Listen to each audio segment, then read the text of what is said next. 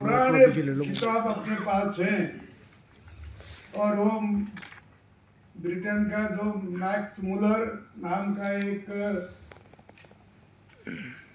लेखक है, कवि भी था और वो अच्छा इतिहासकार भी था।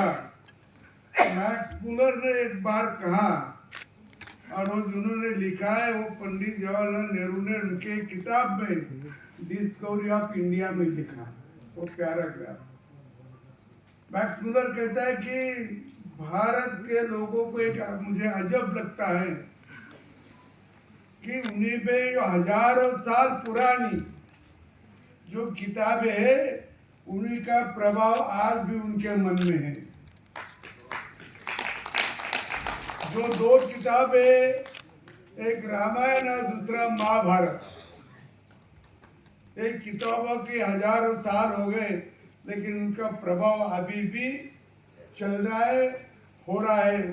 ये उन्होंने लिखा है अपने इसमें। तो ऐसे इसमें युवा वर्ग में ई बुक्स, ऑडियो बुक्स और ऑनलाइन प्लेटफॉर्म पर किताबें पढ़ने की संस्कृति तेजी से बढ़ रही है। पुरानी परंपरा और आधुनिक तकनीक अब साथ साथ चल रही है। केंद्र सरकार के प्रयासों से साक्षरता और ज्ञान वर्णन का प्रसार हो रहा है। ये सब इसीलिए है कि हमारी शिक्षा परंपरा को ब्रिटिश सरकार ने रोजगार से जोड़ दिया।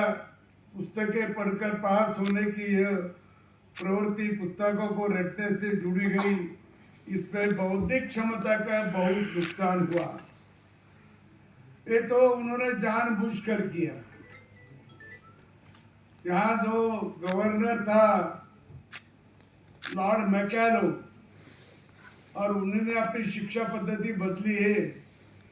तो उन्होंने 2 फरवरी 1835 को एक इंग्लैंड में भाषण किया और उन्होंने कहा था कि भारत के लोगों को अपन ज्यादा दिन गुलाम नहीं बना सकेंगे।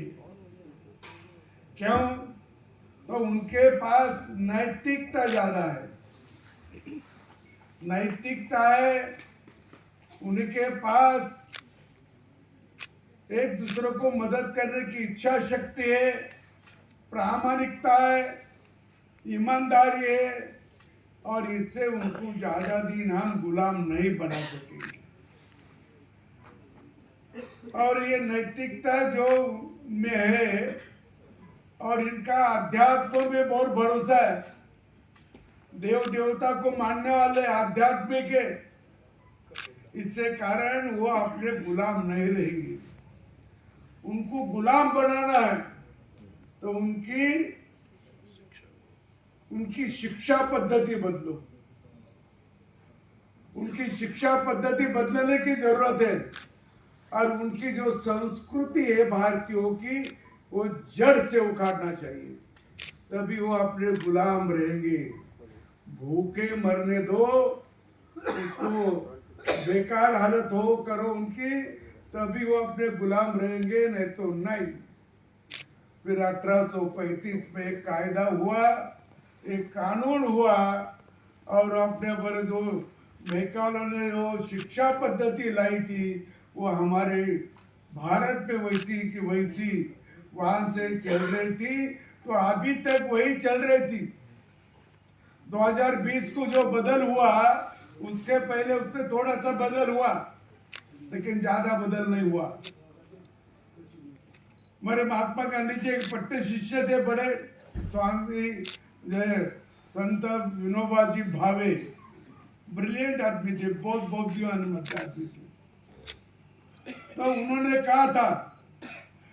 कहा जिस दिन हम ब्रिटेन का झंडा उतार दिए और तिरंगा झंडा फहराया उसी दिन भारत की शिक्षा नीति बदलना चाहिए थी। उन्होंने लिख कर रखा। नहीं बदली। क्यों नहीं बदली? बदलने वाले कौन थे? आप पे ध्यान होगा।